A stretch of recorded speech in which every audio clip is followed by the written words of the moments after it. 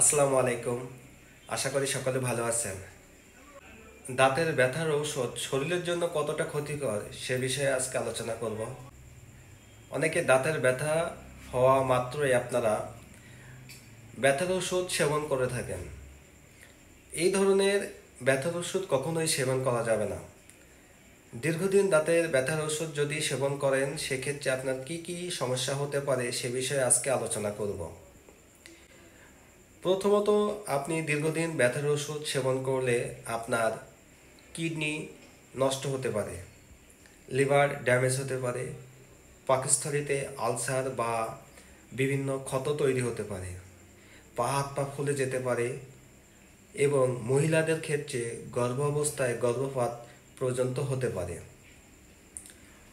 এবং যে সমস্ত ব্যক্তির ডায়াবেটিস রোগে আক্রান্ত, হার্ট অ্যাটাক করেছেন, ফুসফুসেতে অ্যাজমা অ্যালার্জির সমস্যা আছে, এই ধরনের রোগী ব্যথার ওষুধ সেবন করা মাত্রই এই ধরনের সিনড্রোমগুলো বৃদ্ধি পেতে পারে।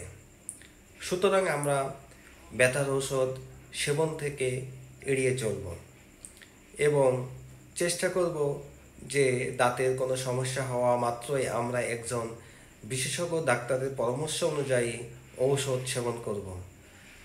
কাছে আসার পূর্বে আপনারা ফার্মেসি থেকে ব্যথার ঔষধ সেবন করেছেন, এই ধরনের কাজ কখনোই করা যাবে না। বিশেষজ্ঞ ডাক্তার ব্যতীত আপনারা ওষুধ খাবেন না। আপনাদেরকে আরও একটা গুরুত্বপূর্ণ বিষয় জানিয়ে রাখি, প্যারাসিটামল যেটা বাজারে নাপা, এইস, এই সমস্ত নামে পরিচিত হয়, এটাও কিন্তু এক ধরনের ব্যথার ওষুধ যা কিডনির উপরে বিরূপ পার্শ্ব প্রতিক্রিয়া তৈরি করে। আপনারা যেমন তেমন কোনো সমস্যা হলে প্যারাসিটামল সেবন করেন, এটা কখনোই করা যাবে না। ভালো থাকবেন, সুস্থ থাকবেন। আল্লাহ হাফেজ।